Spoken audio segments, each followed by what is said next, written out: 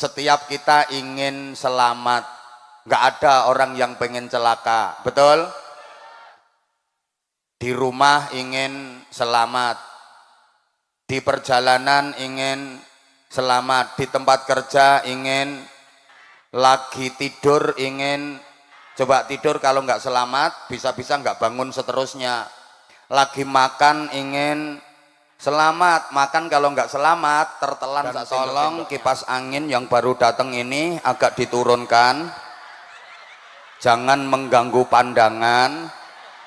Karena jamaah yang datang bukan hanya pengen dengerin kata-kata aku, tapi mereka juga pengen melihat wajah aku. Izin Gus, mereka udah lama memendam rindu. Allahumma sholli ala Muhammad. Lah kalau ASN, pegawai negeri sipil, ibadah yang bernilai pahala besarnya apa? Ya jadi ASN harus aktif, disiplin, dinamis, profesional, jangan sampai makan gaji buta. Lah kalau TNI, ibadah yang bernilai pahala besar ya keamanan, menjaga kedaulatan negara, mempertahankan keutuhan NKRI. Kalau polisi ya ibadahnya Kamtipmas, menjaga kondusivitas keamanan dan ketertiban masyarakat. Jangan diiri, itu polisi kok nggak pernah puasa. Lah nanti kalau polisi tiap hari puasa lemes semua. Ada orang kehilangan motor, lapor, Pak motor saya hilang Pak, urus sendiri, aku lemes. Lah ini malah puasanya polisi nggak dapat pahala. Lah kalau pejabat, pemimpin kayak Bapak Bupati, ibadah yang bernilai pahala besar apa? Kebijakan yang berpihak kepada rakyat melalui stempel dan tanda tangan. Halo? Lah kalau kiai, ustadz, ibadah yang bernilai pahala besar apa? Ya intisyarul ilmi, mengajarkan ilmu, membimbing moral dan akhlak masyarakat sambil wiridan. Ya Allah ya Rahman, ya Allah ya Rahman, ya Allah ya Rahman, ya Sami'u ya Basir, ya Sami'u ya Basir, ya Sami'u ya Basir. Lama-lama ya dana ya dana ya dana ya dana ya dana ya dana ya dana ya dana ya dana ya dana ya dana. Lagi bangun masjid kehabisan semen, maka wiridannya ya dana ya dana ya dana ya dana. Udah wiridan ya dana kok dana nggak cair-cair, wiridannya ganti ya nasib ya nasib ya nasib ya nasib. Lah maaf, lah kalau sampeyan kok banyak hutang, kan kelihatan ini wajah-wajah penuh masalah. Kalau lagi banyak hutang, ibadah yang bernilai pahala besar apa? Kerja keras nyari duit agar bisa bayar hutang. Jangan salah, hutangnya banyak nggak mau kerja, tiap hari ke masjid, bisa lunas apa enggak hutangnya? Lunas kalau mau nyuri kotak amal.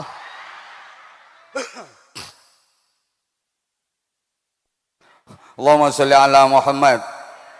Sehingga sekali lagi mohon kerjasamanya, kekompakan dan kebersamaan dari semua elemen dan komponen yang ada di Kabupaten Cirebon ini. Sehebat-hebatnya Bapak Bupati, kalau nggak didukung sama komponen dan elemen-elemen yang lain, ya remek gitu loh.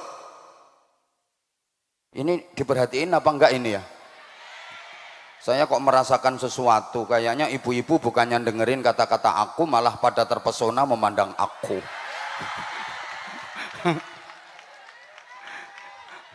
Semuanya gitu loh. Artinya gini, maaf harus ada kekompakan, kebersamaan. Ringkese rukun lah, rukun bareng-bareng. Kerukunan ini penting. Kerukunan adalah pilar utama penyangga kehidupan bermasyarakat untuk menuju kesejahteraan dan keberkahan.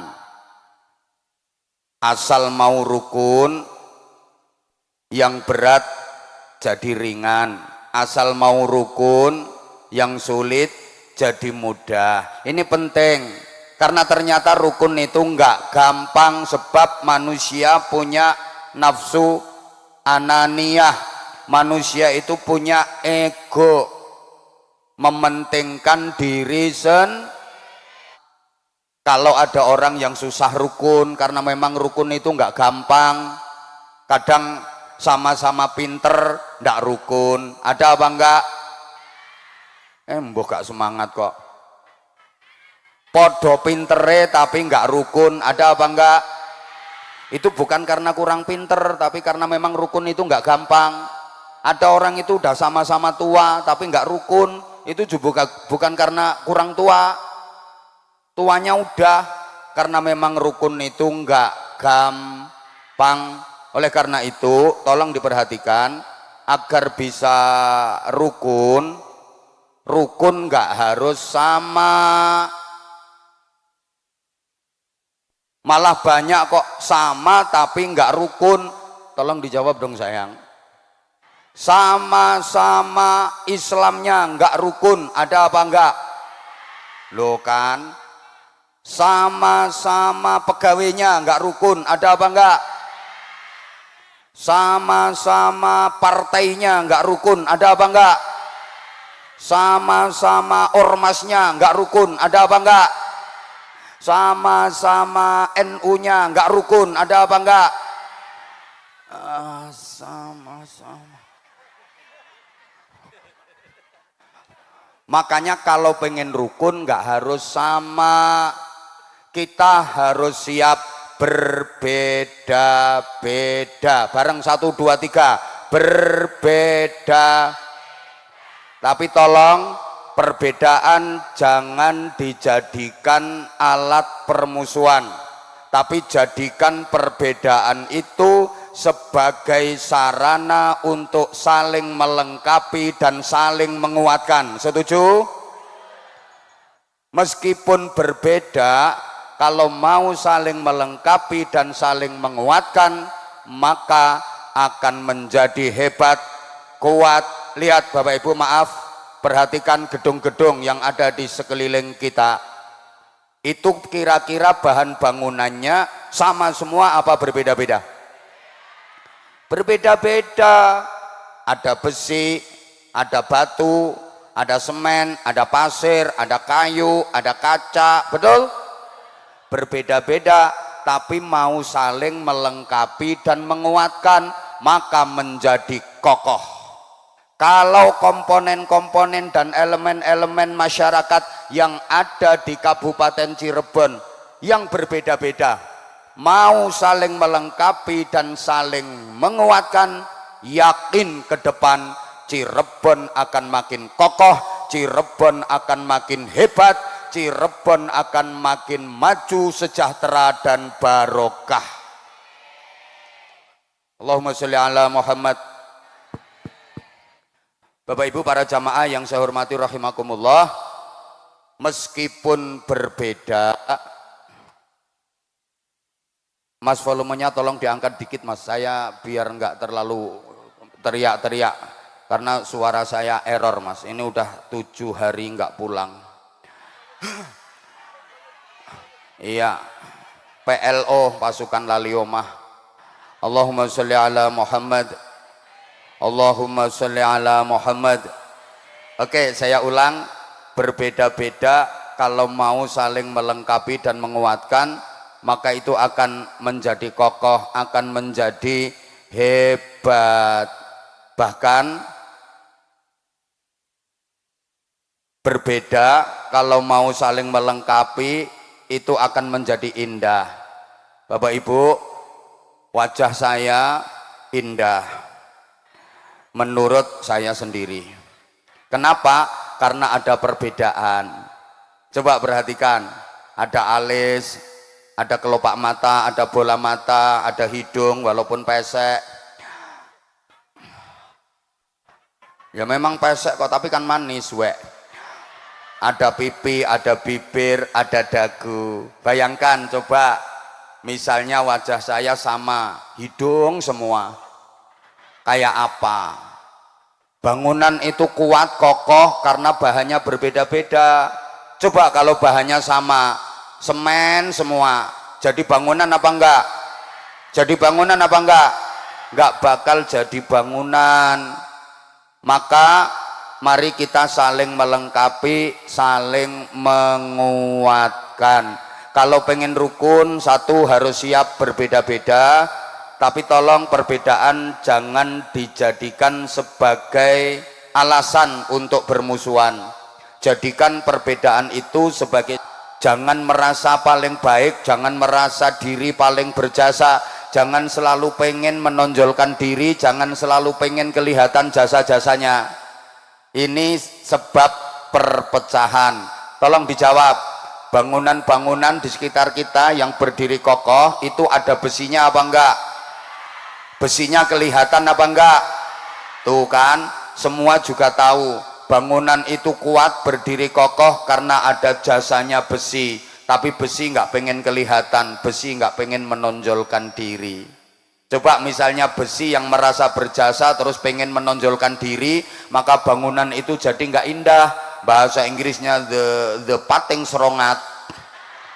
Bahkan kalau semua yang berjasa pengen kelihatan, koral pengen kelihatan, semen pengen kelihatan, pasir pengen kelihatan, ambruk itu bangunan. Betul? Oke, dijawab lagi. Abah Anza yang sekarang lagi ngoceh, ini ada jantungnya apa enggak? Ada. Jantung saya jasanya besar sekali untuk tubuh saya. Saya duduk, saya berdiri, saya berjalan, bahkan saya tidur pun jantung saya terus bekerja, memompa darah, dialirkan ke semua organ tubuh saya mulai ujung rambut sampai ujung kaki. Andai jantung nggak mau kerja, saya mati. Besar sekali jasanya jantung, tapi jantung nggak mau memperlihatkan diri, dia juga nggak pengen menonjolkan diri. Bayangkan kalau misalnya jantung yang jasanya besar pengen kelihatan, terus dia tempatnya di dahi gini, kayak apa jadinya? Paru-paru merasa punya jasa, dia juga pengen kelihatan. Di kaki, halo?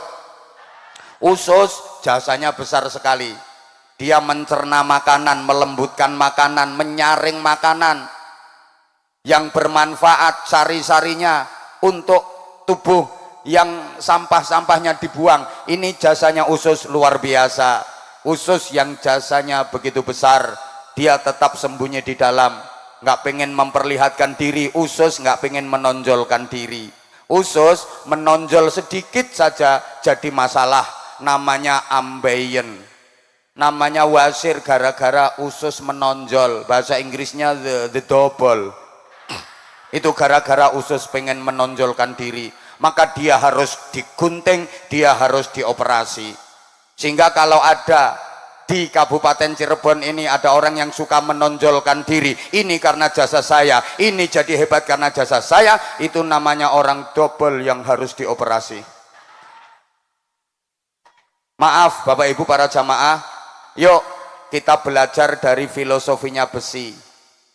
Besi itu menguatkan, tapi dia nggak ingin menonjolkan diri, dia nggak ingin kelihatan. Toh semua orang juga sudah mengakui jasanya besi, betul? Belajar dari paru-paru, belajar dari jantung, dalam organ tubuh kita jasanya besar sekali, tapi nggak pengen menonjolkan diri. Orang sudah tahu kok jasanya, mbok gak diperhatikan saya. Dilanjut. Bisa belajar dari, maaf sekali, kemaluannya bapak-bapak itu jasanya besar sekali. Orang yang hadir sekian banyaknya itu hasil karyanya dia semua, tapi dia juga nggak pengen menonjolkan diri. Kelihatan dikit aja udah mendelep lagi. Ini orang ikhlas. Ikhlas itu nggak pengen memperlihatkan amalnya, nggak pengen memperdengarkan amalnya. Toh Allah juga sudah tahu. Bapak Ibu, saya sering gambarkan ikhlas itu seperti akar.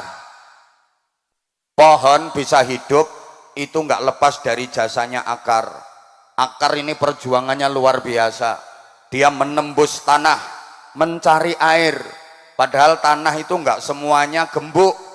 Ada tanah yang keras, ada yang membatu. Tapi dengan gigih, akar berjuang menembus tanah, mencari air. Demi siapa? Demi sebatang pohon. Agar pohon itu bisa tumbuh. Kemudian setelah tumbuh, pohon itu bermodot. Modot itu bahasa Indonesianya apa? Saya nyari di kamus nggak ada.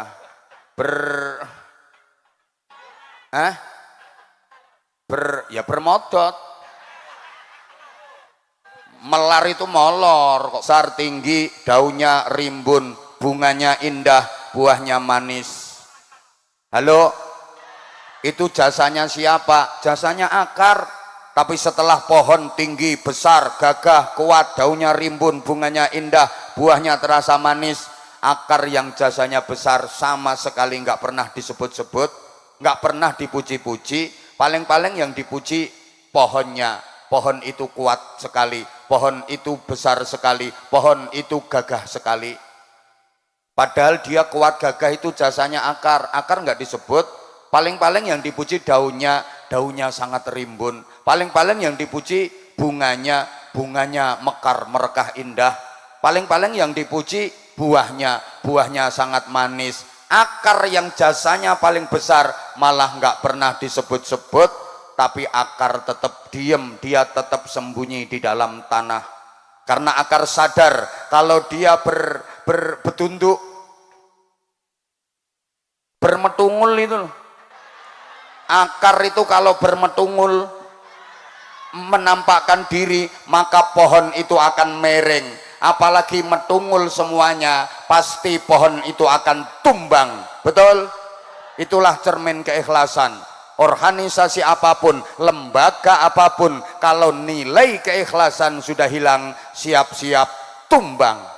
Allahumma sholli ala Muhammad. Bisa difahami ya kata-kata saya? Maaf, saya biasanya kalau ceramah itu pakai bahasa Jawa. Lah ini, lah orang Cirebon kan bahasanya beda. Cirebon itu makhluk nggak jelas.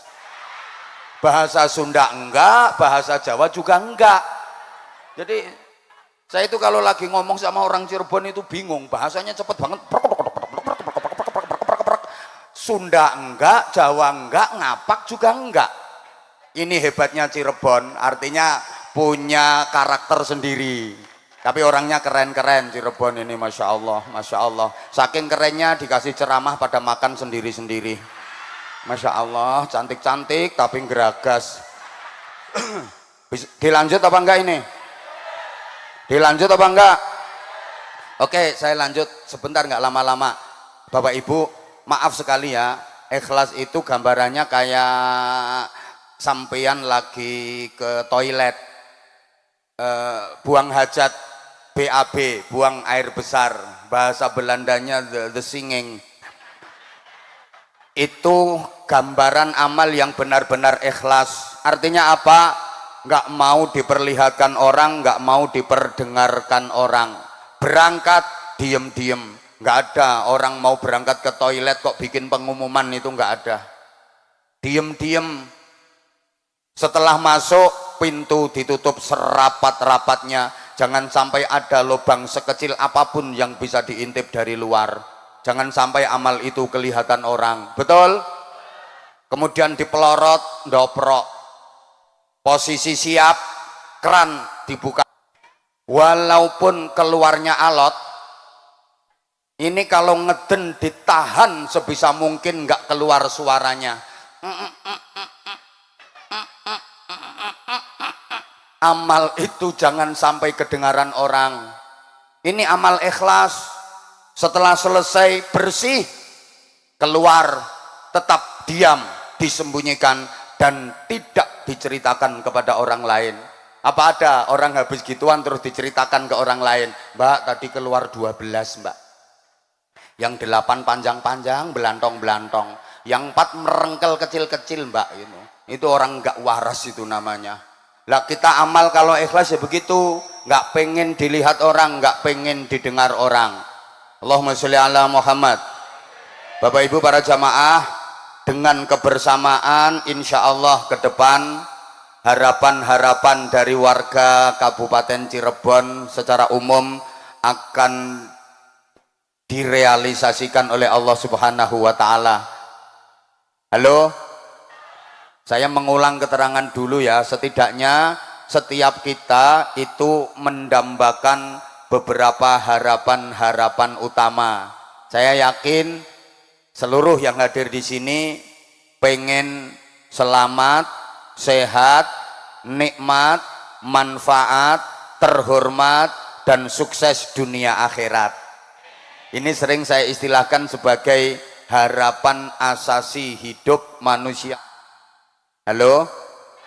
Pertama harus selamat, kedua harus sehat, ketiga harus nikmat, keempat harus manfaat, kelima harus terhormat, dan yang keenam sukses dunia akhirat. Ini 6 kalimat akhirannya at semua. Nggak gampang ini, makanya yuk tolong diperhatikan dan dihafalkan. Siapa tahu nanti jadi pertanyaan, yang bisa jawab dapat hadiah sarung cap. Halo? Tolong diperhatikan sayang. 1, hidup harus selamat. 2, hidup harus sehat. 3, hidup harus nikmat. 4, hidup harus manfaat. 5, hidup harus terhormat. Dan yang keenam harus sukses dunia akhirat. Coba diulang sekali lagi. Pertama, hidup harus selamat. Yang kedua, sehat. Ketiga, nikmat. Yang keempat, manfaat. Yang kelima, terhormat. Dan yang keenam, sukses dunia akhirat. Bapak Ibu adik-adik, sebenarnya 6 hal ini kita sudah dapat pelajaran dari interaksi sehari-hari.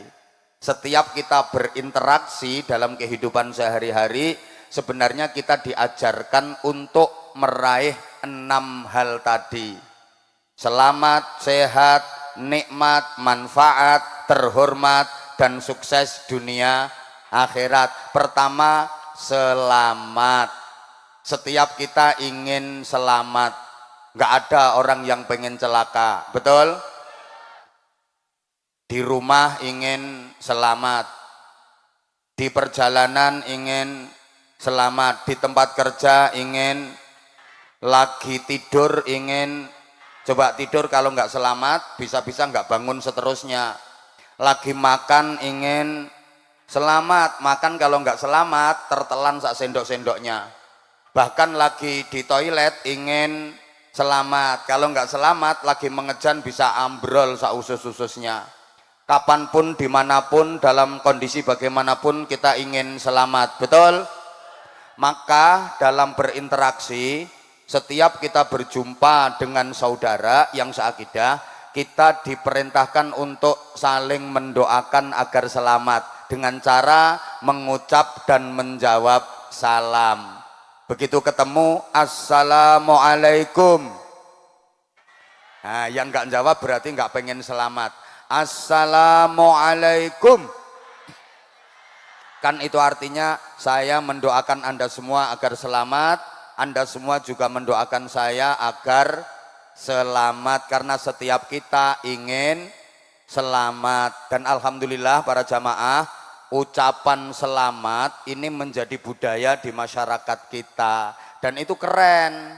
Ucapan adalah, ya Allah, ucapan adalah doa. Coba setiap waktu di masyarakat kita ini ada ucapan selamat yang itu bermakna doa.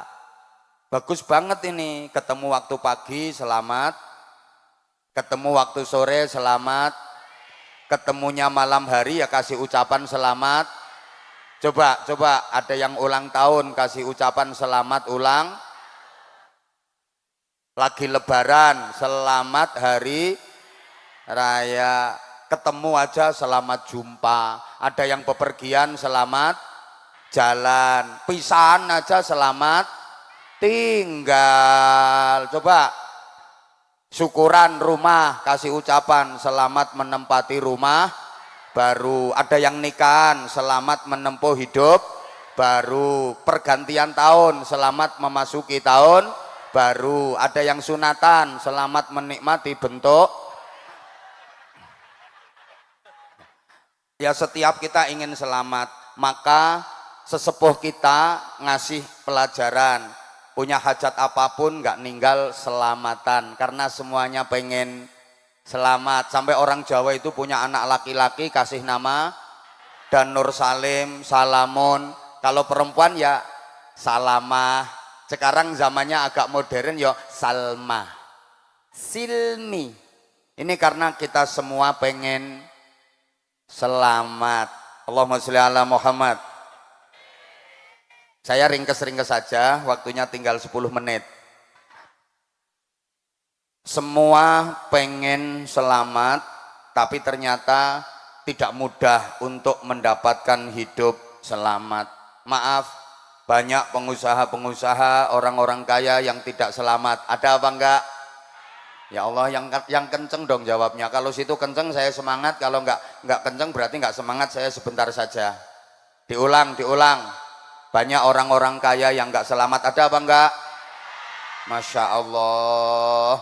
Banyak anak-anak kita yang dalam bergaulnya tidak selamat. Maaf, yang laki-laki keranjingan judol, judi online. Itu berarti pergaulan yang tidak selamat. Ada yang kena narkoba, ada yang hobinya dugem. Anak yang perempuan, ada yang pergaulannya tidak selamat, sampai kena imbasnya pemilu, perkawinan hamil dahulu. Hati-hati. Pejabat yang tidak selamat, ada apa enggak?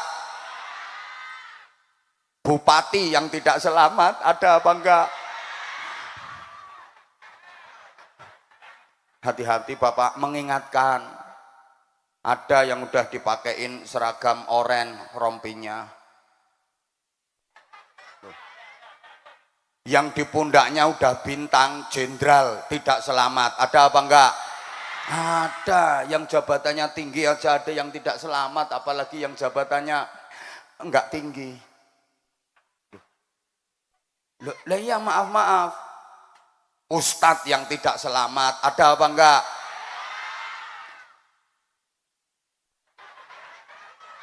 Pedagang yang tidak selamat, ada apa enggak? Gus yang tidak selamat, ada apa enggak? Hati-hati Gus.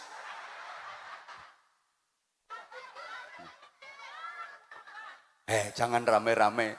Kiai yang tidak selamat, ada apa enggak? Loh, lah dikira kalau Gus, Ustadz, Kiai itu enggak ada jeleknya, enggak ada buruknya, mesti baik semua. Meskipun kiai ya mesti ada jeleknya, maaf ye. Loh iya ya, mesti ada baiknya, ada jeleknya. Semua orang pasti ada baiknya, ada, termasuk yang ceramah ini ada baiknya, ada.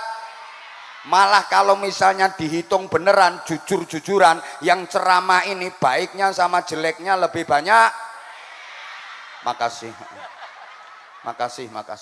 Gus, sampean aja Gus yang ceramah, aku tak pulang Gus.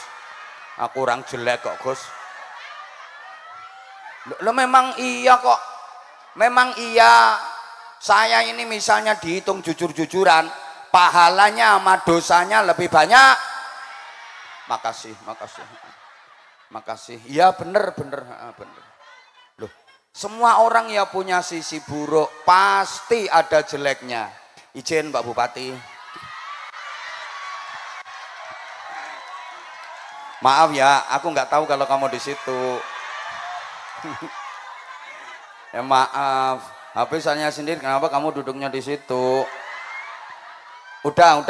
Setiap kita pasti punya kejelekan, pasti ada salahnya, betul? Sadari Bapak Ibu, al-insan mahalul khata' wan nisyan, manusia tempatnya salah, tempatnya lupa. Selama masih bernama manusia pasti ada salahnya. Bapak Ibu, maaf, bojomu itu ya manusia. Maka kalau lagi ada salahnya sadari, karena bojomu manusia. Kalau pengen bojo yang nggak ada salahnya, ya jangan bojo manusia. Iku gedebok telatenono. Tetanggamu manusia pasti ada salahnya. Kalau pengen tetangga yang nggak ada salahnya, jangan tetanggaan nama manusia.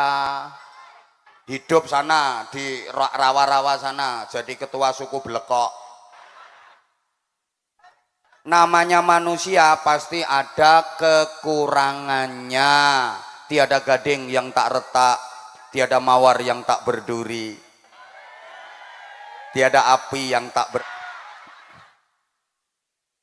Bapak maaf, Bapak kalau pengen cari istri yang sempurna, cantik, baik, taat, setia, neriman, sholihah, komplit. Di dunia ini nggak bakalan ada, Pak. Perempuan itu ya dapat ininya nggak dapat itunya, pasti itu, Pak. Nggak mungkin ada yang komplit. Maaf, kadang perempuan itu cantik tapi cerewetnya Masya Allah, cantik tapi cerewet banget. Ada apa enggak? Ada. Sekarang orangnya lagi kipas-kipas. Kalau lagi ngomongnya kata suaminya ngomong satu kata, istri itu ngomongnya 27 kata. Suaminya nggak tahan sampai badannya makin kurus, makin kurus, makin kurus, makin kurus. Lah istri cerewetnya nggak sembuh-sembuh. Akhirnya suami ini kepalanya gepeng. Jadi kurus sak kepalanya. Ya Allah, kadang ada perempuan itu cantik yang nggak cerewet tapi sakit-sakitan. Tiap hari nyontek no. Tiap hari sontek, tiap hari sontek, tiap hari sontek. Ada. Jadi suami mau make itu ngitung duit dulu. Kalau cukup pakai sontek ya lanjut, kalau nggak cukup ya enggak. Ada perempuan itu yang nggak cantik tapi sehat, kuat, sembarang-barang digotongi. Nggak cantik enggak, tapi sehat, kuat, sambar petir mencelat kok. Saking. Ya seperti itu sama Bu. Ya Allah, dilanjut apa enggak ini? Jadi tolong yang di belakang saya mulutnya dikendalikan. Ya, GTM, gerakan tutup mulut. Salah sendiri kenapa duduknya di situ. Ya, lah saya kalau suruh tolah-toleh ke belakang terus nanti ya ketekuk gulu saya. Jadi mohon maaf, ya hanya sekali waktu aja. Ya, emang gua cowok apaan? Terus akunya yang harus noleh terus ke kamu, akunya yang harus merhatiin terus ke kamu. Emang kamu cewek apaan? Maka ya Allah, maaf ya para jamaah, ternyata di belakang banyak pengganggunya. Jadi mohon maaf banget. Saya sadar mereka pengen selama mungkin memandang aku. Karena selama ini hanya bisa ketemu sama aku di YouTube, di TikTok. Lah sekarang ya Allah kok bisa sedekat ini gitu perasaannya. Astagfirullahaladzim. Mohon maaf Pak Bupati ya, karena warganya Pak Bupati seperti ini keadaannya. Jadi kalau ceramah saya agak semrawut ya karena memang jamaahnya orang-orang semrawut. Allahumma sholli ala Muhammad. Tidak mudah untuk mendapatkan hidup selamat. Karenanya kita harus selalu berikhtiar agar selamat. Perilaku kita harus perilaku yang menyelamatkan. Perbuatan kita harus perbuatan yang menyelamatkan. Ucapan kita harus ucapan yang menyelamatkan. Nah ini paling penting, hati-hati menjaga lisan. Salamatul insan fi hifdzil lisan. Selamat tidaknya manusia bagaimana dia menjaga lisannya. Halo? Yang kita ucapkan itu ternyata menentukan nasib kita. Kalau yang kita ucapkan baik, ya kita dapat perlakuan baik. Tapi kalau yang kita ucapkan jelek, ya kita pun dapat perlakuan jelek. Betul? Coba ibu berdiri di tepi jalan, setiap ada orang lewat, kasih ucapan yang baik. Tiap ada yang lewat, kasih ucapan yang baik. Pasti ibu dapat perlakuan baik. Tiap ada yang lewat, kasih ucapan Assalamualaikum. Ada yang lewat lagi, kasih ucapan baik Assalamualaikum. Ada yang lewat lagi, kasih ucapan baik Assalamualaikum. Pasti ibu dapat perlakuan baik. Waalaikumsalam, waalaikumsalam, waalaikumsalam, waalaikumsalam. Ayo sebaliknya, ada yang lewat kasih ucapan yang jelek. Coba ada orang lewat seret picek, nggak sampai 5 menit ndelosor sampean. Lah iyalah, karena yang diucapkan jelek, dan ucapan ini cermin hati. Hati akan keluar terekspresi melalui ucapan mulut, ucapan lesan. Halo, coba Bapak Ibu kalau lagi bersin yang diucapkan apa? Alhamdulillah. Itu tanda bahwa hatinya penuh dengan zikir. Itu lah, kalau hati nggak ada zikirnya, nggak bisa keluar alhamdulillahnya. Bersin itu cuma dipanjang-panjangin. Gitu toh. Malah ada yang bersihnya itu aneh. Tahu, bakso. Berarti itu isi hatinya adalah departemen perbadokan. Ini otomatis. Coba Bapak Ibu kalau lagi jalan kakinya kesandung jedet, yang diucapkan apa? Innalillah, astagfirullah, ya Allah dan sebagainya, karena hatinya penuh zikir. Tapi ada loh orang kesandung itu yang keluar malah kebun binatang. Pokoknya binatang berkaki 4 itu keluar semua. Yaitu simbol isi hatinya seperti itu. Hati-hati. Satu. Yang kedua harus sehat. Allahumma sholli ala Muhammad. Waktunya mencukupi apa enggak ini? Enggak apa-apa, saya itu enggak tega karena sampean kepanasan. Enggak apa-apa ya. Ya Allah, sampai ada yang pindah tempat karena enggak betah panasnya. Insya Allah semakin kepanasan, insya Allah akan semakin hitam. Pahalanya makin banyak. Yang di bawah tenda enggak usah ikut amin. Situ dingin, lihat ini, lihat ini. Masya Allah, sampai baunya selengut-selengut nyampe sini. Lanjut apa enggak ini? Oke, yang kedua harus sehat. Dalam berinteraksi kita dapat ilmu. Coba ketemu setelah mengucapkan salam, bertegur sapa, yang ditanyakan pertama kali pasti kabar tentang kesehatan. Misal ketemu, assalamualaikum, waalaikumsalam, pasti yang ditanyakan gimana kabarnya, sehat. Betul?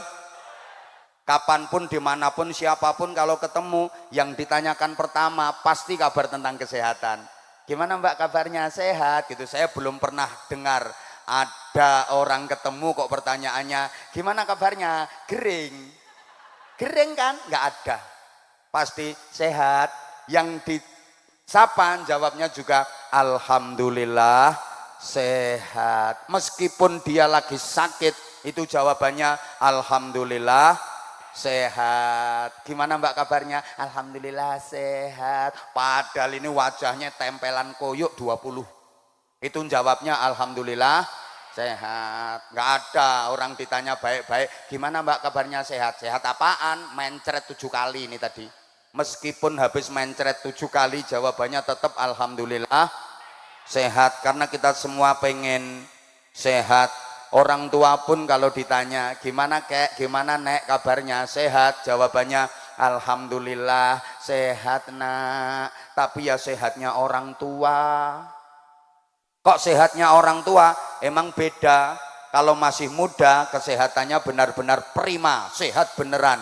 Makanya kemana-mana tangan kosong, berani, nggak perlu senjata. Coba kalau udah tua, keluar pasti bawa senjata. Nggak percaya, ibu-ibu tasnya dibuka, isinya apa?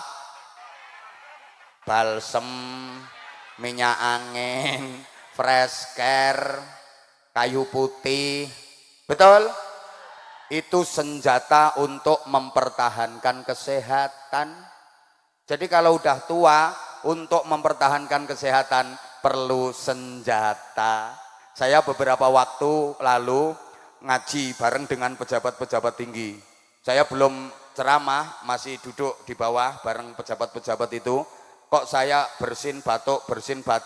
Itu yang samping saya tuh langsung nanya, Abah flu ya? Saya jawab, iya kayaknya. Begitu saya jawab iya, itu kanan kiri so bareng ngeluarin minyak angin. Itu saya mikir, ya Allah, pejabat tinggi loh ternyata masih bawa senjata. Jadi apalagi ibu-ibu, kalau udah usia segitu itu mau tidur nggak bisa terpejam matanya sebelum pegang 2 senjata. Tangan kanan botol diisi air anget, untuk menyekat tubuh.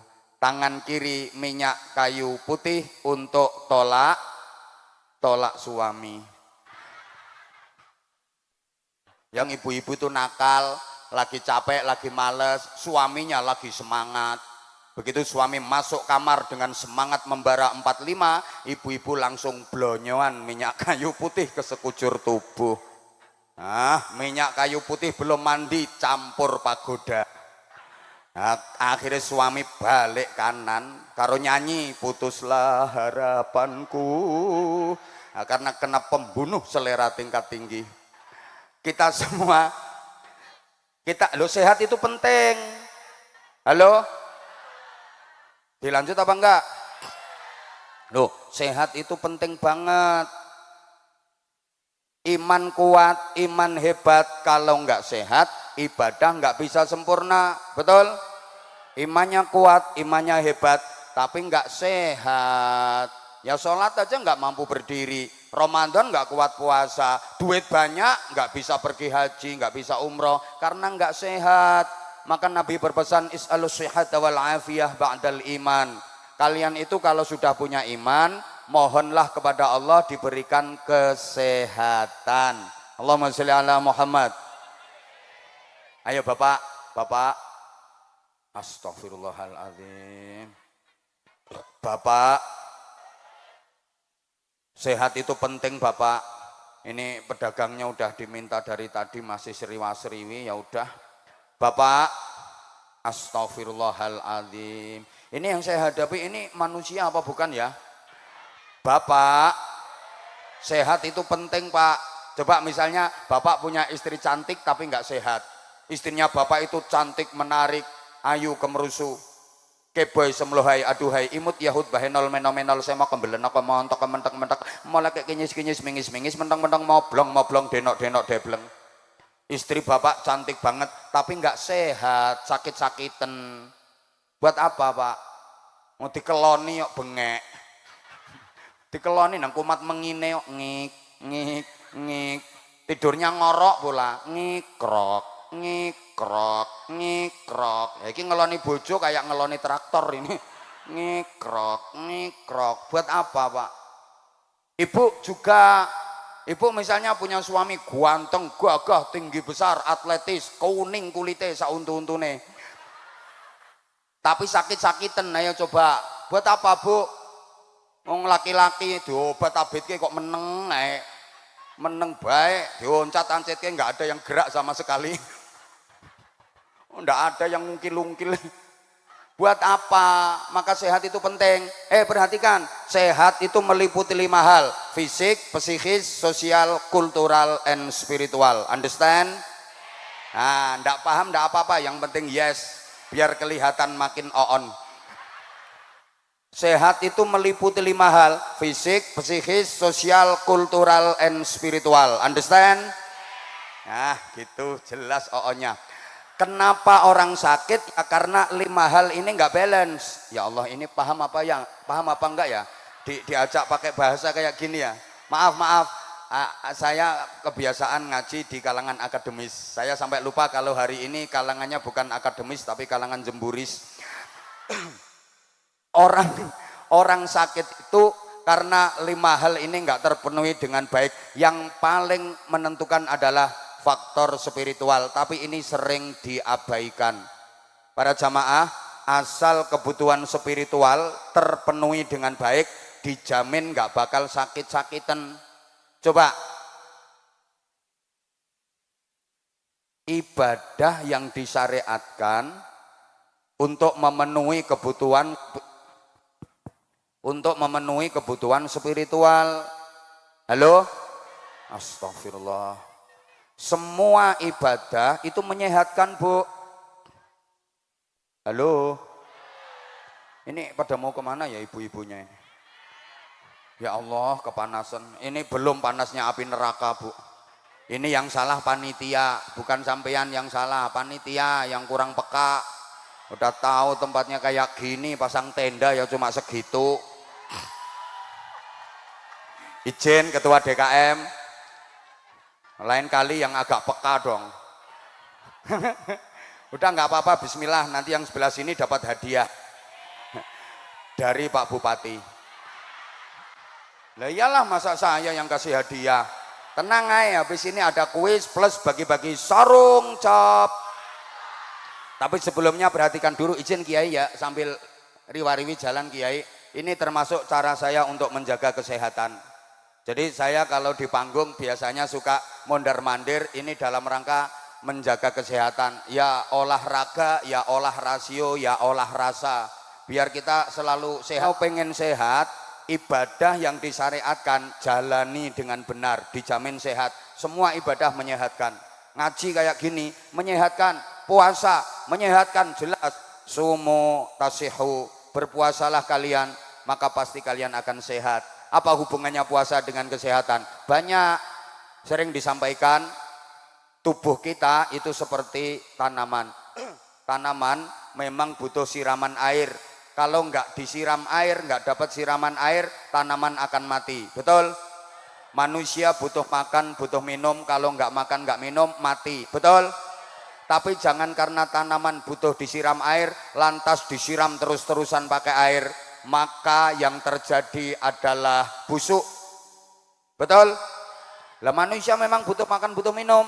Tapi jangan kok terus-terusan makan minum, makan minum, makan minum, nggak ada istirahatnya, maka yang terjadi busuk. Maaf, biasanya yang gampang penyakitan dan cepat mati itu yang gemuk-gemuk.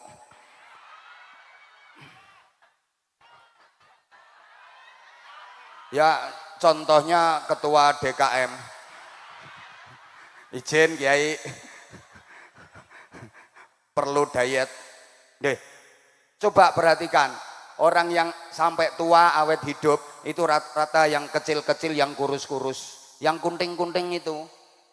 Misalnya ibu bapak punya pohon mangga berbuah lebat terus dipanen. Kira-kira yang dipanen itu mangga yang kunting-kunting kecil-kecil dulu apa yang besar-besar? Itulah gaya dari malaikat Israel.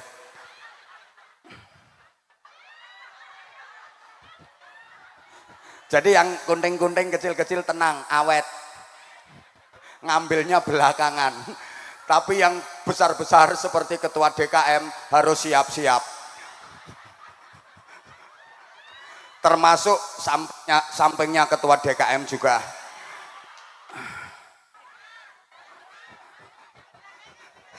Kalau ketua PCNO lumayan aman. Halo. Ya Allah, Bu. Sholat menyehatkan. Maaf ya, dari segi kesehatan, gerakan-gerakan sholat itu ternyata jauh lebih menyehatkan dari gerakan senam jenis apapun. Jauh lebih menyehatkan daripada gerakan senam model apapun. Sholat itu kelihatannya kan gerakannya sepele, cuma entul-entul, jendit-jendit, gulik-gulik, endut-endut, gobek-gobek.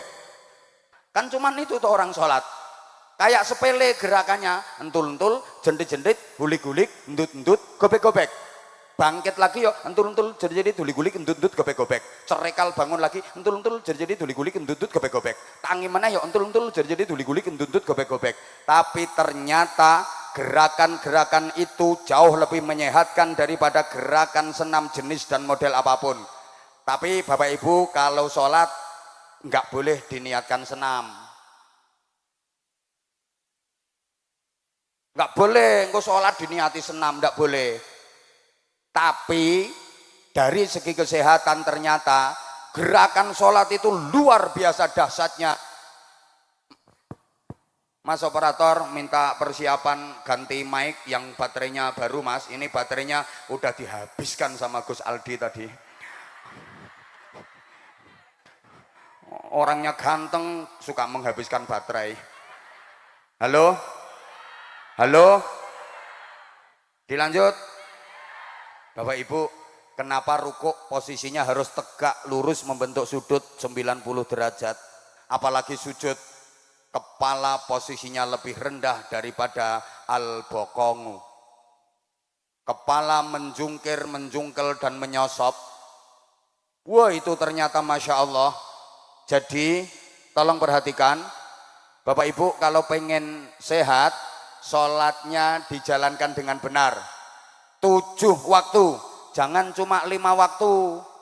Sholat cuma 5 waktu, ini sholatnya orang Islam Cirebon Anyaran. Kalau orang Islam Lawas, sholatnya 7 waktu, duhur, asar. Nah, ini yang hadir di sini sholatnya udah 7 waktu nggih. Pret. Orang kalau sholatnya udah 7 waktu, kelihatan dari wajahnya mencorong. Padahal wajah-wajah yang sini adalah mencureng. Halo? Ya Allah, ibu kalau pengen sehat, ibu ndak usah aneh-aneh, sholatnya dikerjakan yang lengkap, yang bener, ibu. Ndak usah senam. Sekarang lagi musim, di depan kantor, di depan balai desa, pakai musik, ada instrukturnya, idal lidul, lengkak, engkok. Halo. Halo ibu bapak, maaf. Sekarang kan lagi musim. Lah kalau udah senam idal lidul, lengkak, engkok, pasti pakai kaos, bawahnya celana training, melefet ngafret. Ya kok bodinya bagus, orang bodinya kayak sumpel bom. Lah wis kaduk. Enek. Pencolot ndul der. Masya Allah, kayak gembol anak kambing gitu. Pakaiannya melefet ngafret mentek. Ya Allah, izin Kiai, izin jujur saya kalau ngelihat ibu-ibu yang model kayak gitu, ya Allah, seneng. Maksudnya, ya jujur aja. Seneng, maksudnya seneng ngingetin, seneng nasehatin, siapa tahu jadi ladang amal. Tuh, ya saya sendiri. Gus Aldi juga seneng sama, cuma terkendala status. Halo, ibu, enggak usah aneh-aneh kayak gitu. Sholat kerjakan, sing lengkap, sing bener, udah dijamin ideal dirimu, ideal.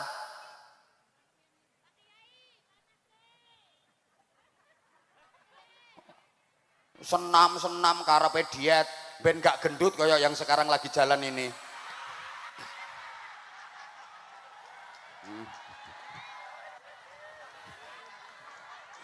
Orang lagi bikin contoh dia lewat. Ya monggo, itu udah ngempet itu dari tadi, mesti ke toilet. Memang orang gemuk itu gampang kencing. Halo, dilanjut gak ini? Ya Allah ya Karim, bu, tolong perhatikan. Mudah-mudahan semuanya sehat. Nah sehat itu artinya bebas dari penyakit. Nah tak kasih tahu, perhatikan, penyakit itu sebabnya 3. Saya dikasih tahu dokter ini, ada penyakit karena keturunan, namanya genetik. Ini cuma 10%. Maka kita nggak boleh takut berlebihan. Kalau ada yang diindikasi punya penyakit keturunan, nggak boleh disingkiri, apalagi dikucilkan. Bayangkan misalnya yang punya penyakit keturunan itu kita atau keluarga kita, kemudian oleh masyarakat dikucilkan, gimana perasaan kita? Makanya kadang masyarakat kita itu jahat. Ada orang mau ngambil mantu aja bisa gagal gara-gara diprovokasi sama tetangga. Mbak, katanya mau ngambil menantu itu mbak. Iya wong harinya udah jadi, tanggalnya udah jadi. Mbak kalau bisa batalin, mbak batalin. Apa nggak denger apa? Itu bapaknya kenceng manis. Mesti anaknya itu kenceng kecut itu. Itu kemungkinan nular cuma 10%. Bukti ada orang yang diindikasi punya penyakit keturunan, misalnya anaknya 10, itu paling yang kena penyakit cuma 2, yang 8 enggak kok. Berikutnya aneh, sing liwat kaya pas lemu-lemu. Masya Allah. Ya ini subhanallah. Pak Bupati ini berarti sukses, warganya lemu-lemu semua. Selamat Pak Bupati atas keberhasilannya. Berarti pemupukannya berhasil. Masya Allah, kok yo imbang sama yang tadi.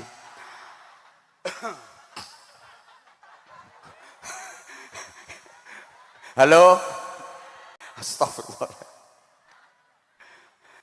Berikutnya ada penyakit karena makanan, namanya alergi. Alergi itu ada alergi luar, ada alergi dalam.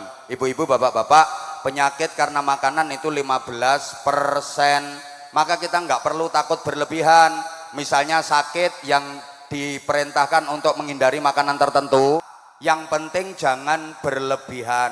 Setahu saya dalam Islam, setahu saya loh ya, nggak ada larangan makan sesuatu, yang penting halalan thayyiban, syukur-syukur mubarakan. Yang nggak boleh itu berlebihan. Bareng 1, 2, 3. Lah kalau berlebihan jangankan orang sakit, orang sehat aja nggak boleh berlebihan, betul? Jadi misalnya bapak ibu kolesterol, katanya nggak boleh makan udang macam-macam, nggak apa-apa sebenarnya, makan aja. Yang penting jangan berlebihan. 2, habis makan nggak usah periksa. Ya nanti kalau diperiksakan ya konangan nanti. Gak direken aku, gak diperhatiin aku. Padahal ini yang paling penting masih belum ini ceramahnya. Minta waktu 15 menit lagi, bisa? Bisa? Yang ketiga, penyakit karena pikiran. Bareng 5% paling banyak. Jadi banyak orang sakit bukan karena keturunan, bukan karena makanan, tapi karena pikiran. Orang kebanyakan pikiran itu gampang sakit.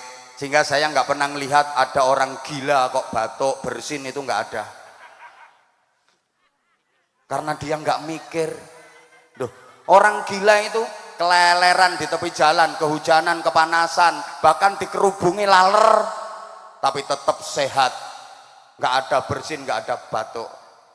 Waktu COVID merajalela, corona melanda Indonesia dan dunia, orang gila 0% yang terpapar COVID, aman. Makanya sampean kalau pengen benar-benar sehat, silahkan gila.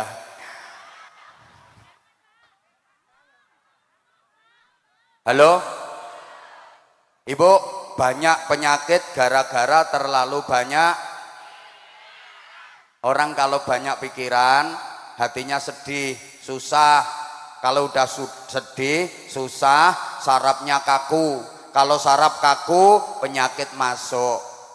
Halo? Nah ini diteliti oleh para ahli.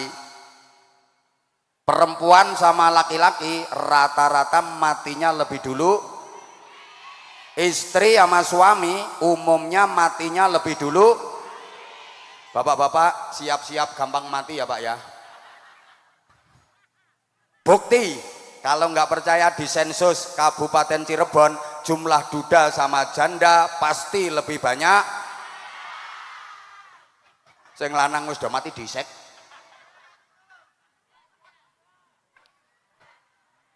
Woi, wong di sini saja yang janda banyak, saya ngerti. Bu, ya Allah, Bapak maaf ya, kenapa laki-laki kok lebih cepat daripada perempuan? Karena laki-laki lebih banyak pikiran. Laki-laki itu gayanya kan mikir, nggak begitu ngomong. Lah kalau perempuan kan ngomong terus, nggak begitu mikir. Betul? Kalau laki-laki itu mikir terus, nggak begitu ngomong. Kalau perempuan ngomong terus, nggak begitu. Lah, bapak-bapak itu lupa kalau kebanyakan mikir bikin sakit. Lupa, kebanyakan mikir itu mendatangkan penyakit. Kalau kebanyakan ngomong aman, nggak apa-apa. Misalnya kebanyakan omong kok membikin sakit, penceramah-penceramah itu sudah gering semua.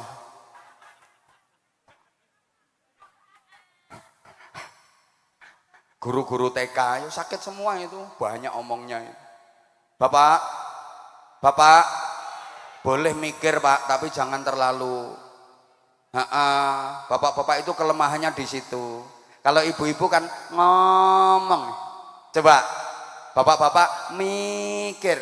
Ibu-ibu itu ngelihat rumah bagus lagi jalan sama suami, nggak mungkin diem. Nggak mungkin diem. Ya, ya. Omah kayak apik ya, ya. Ya, apik. Omah apik ngono iku bangun apa tukulan ya? Bangun rumah kok tukulan. Lah ya kok nggak bangun? Nggak bisa, tukang. Lah ya kok nggak datengin tukang? Nggak ada tukang nganggur. Laki-laki itu hatinya sedih, sarafnya kaku, penyakitnya masuk, terus diem, terus mati. Ya itu proses kematian laki-laki.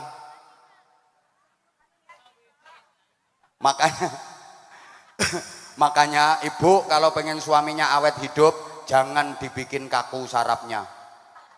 Boleh kaku tapi selain saraf. Astagfirullahaladzim. Halo. Makanya maaf ya, saya kalau ceramah tak kasih humor, tapi dibalik humor insya Allah ada hikmah dan ilmunya, bukan asal cengengesan. Tujuan saya apa? Biar jamaahnya gembira, biar jamaahnya bahagia. Orang kalau seneng bahagia, sarafnya kendor. Kalau sarafnya kendor, penyakitnya sembuh, penyakitnya hilang. Yang bikin sakit itu saraf kaku, hatinya sedih, susah, nyaprut, betutut, merengut. Maka Bapak Ibu kalau nggak percaya, lagi ke dokter. Dokter di mana-mana, kalau mau nyontek pasiennya, ini nggak langsung coblos, enggak, dibikin kendor dulu sarafnya. Nggak langsung suntik, bikin kendor dulu sarafnya. Maka biasanya diajak ngobrol. Rumahnya mana Bu? Sambil diisik-isik bokongnya itu. Ya pakai kapas yang dingin-dingin, nyes-nyes itu loh. Waduh, dikasih kapas kok malah bokongnya diciut ke. Ini makin kaku ini sarafnya. Belum dicubles, belum. Rumahnya mana Bu? Cirebon Pak Dokter gitu. Masih diisik-isik. Wah ini masih kaku, belum siap disontek ini. Belum. Cirebonnya mana Bu? Sebelahnya Masjid Agung. Masih kaku, belum ini. Terus ditanya lagi, anaknya berapa Bu? 7 Pak Dokter. Loh kok banyak Bu? Iya, hehehe, cus. Jadi dokter itu mau ngecus, nunggu orangnya hihihi. Karena kalau senyum atine seneng, kalau hati seneng sarape kendor, kalau sarape kendor bokongnya empuk. Ini cublesannya enak, cus, obat masuk rata jadi sembuh. Lah orang kalau nyaprut, merengut, cemberut, itu hatinya sedih, sarafnya kaku. Kalau saraf kaku, bokong atos, alot, kadang-kadang jarum sampai mentelung. Dokter pakai tangan 2, keretek, cetok gitu. Nah, ini menurut ilmu kedokteran. Manusia itu sarafnya kendor apa kaku, tandanya di pantat. Makanya perhatikan, wong wadon lemu kae, lek pas ngguyu bokonge lak mau obat mabit. Dibonceng motor iso kocek kabeh ngono kae. Itu sarafnya kendor. Halo. Mudah-mudahan semuanya sehat.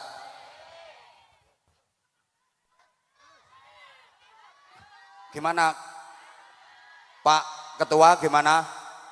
Lanjut, ya udah berarti izin Pak Bupati, ini ada tambahan waktu. Kalau dalam kerja namanya lembur Bapak. Berikutnya hidup harus harus nikmat. Tiap hari kita berdoa memohon kepada Allah diberikan kenikmatan minimal 17 kali loh, nggak sadar. Kapan? Ketika membaca suratul Fatihah. Sholat maktubah aja 17 rakaat semuanya baca suratul Fatihah, betul? Dan di dalam suratul Fatihah itu ada doa, ihdinas siratal mustaqim, tunjukkan kepada kami ya Allah jalan yang lurus. Apa itu? Siratal ladzina an'amta alaihim, jalannya orang-orang yang engkau berikan kenikmatan kepada mereka. Berarti inti minta diberi kenikmatan supaya hidupnya benar-benar nikmat. Bapak Ibu para jamaah, nikmat itu yang bikin bahagia. Tolong diperhatikan ya, nikmat nggak harus enak. Nikmat dengan enak itu beda. Nikmat itu subjektif, enak itu objektif. Understand?